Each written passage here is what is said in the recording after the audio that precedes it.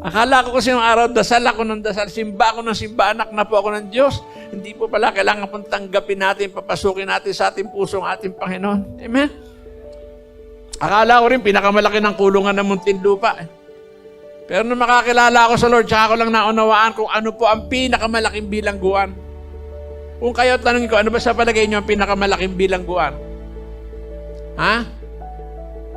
Pierno? Nakarating na ba kayo doon?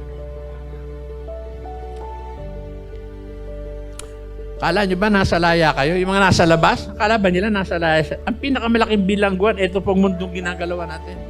Dahil narito sa mundong ginagalawa natin lahat po ng klase ng bilanggo ng bisyo, sigarilyo, alak, sugal, drugs, bilanggo ng laman, pasakiman sa pera, sa katungkulan, kasinungalingan, kachismisan, pandaraya, panloko, pagkainggit, lahat po ng klase ng bilanggo nandito po sa mundong ginagalawa natin.